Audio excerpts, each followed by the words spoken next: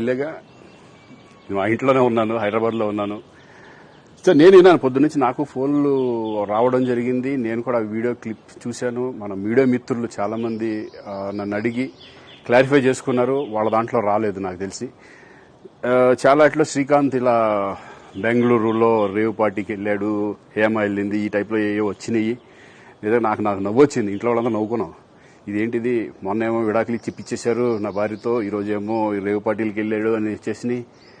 కానీ ఒకటి, వాళ్ళు కొంచెం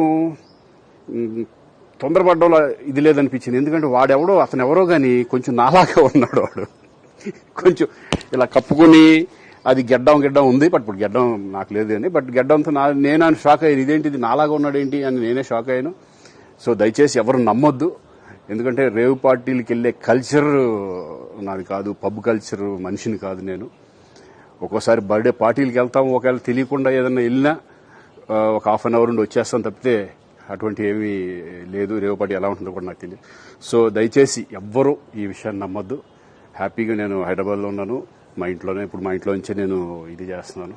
సో దయచేసి మీడియా మిత్రులందరికీ కూడా నేను చెప్పేది ఏంటంటే, ఏ విషయం కరెక్ట్గా తెలుసుకోకుండా మీరు కూడా థంబ్నైల్స్ పెట్టేసేసి, నా బొమ్మ వేసేసి రేవ్ పార్టీలో పట్టుబడ్డ శ్రీకాంత్ ఈ టైప్లో వేస్తున్నారు. కాబట్టి దయచేసి ఎవరు నమ్మొద్దు. అది అతను అలాగా ఉన్నాడు అనే ఒక విషయంలో మీరు పొరపాటు పడి ఉంటారని నేను అనుకుంటున్నాను. దయచేసి అది నేను కాదు. Thank you. ఇటువంటి అన్నీ కూడా నిజంగా కొంతమంది, వాళ్ళందరికీ నిజంగా థ్యాంక్స్ చెప్పుకుంటున్నాను నేను. కొంతమంది మీడియా మిత్రులు నాకు డైరెక్ట్గా తెలుసు కాబట్టి, వాళ్ళ ఫ్రెండ్స్ లాగా నన్ను ఇచ్చేస్తారు కాబట్టి, వాళ్ళందరూ నన్ను డైరెక్ట్గా అడగడం, నేను చూసి ఇద్దరు నవ్వుకోవడం, వాళ్ళు వాళ్ళ దాంట్లో వేయకుండా చూశారు కొంతమంది. వాళ్ళందరూ కూడా నేను థ్యాంక్స్ చెప్పుకుంటున్నాను.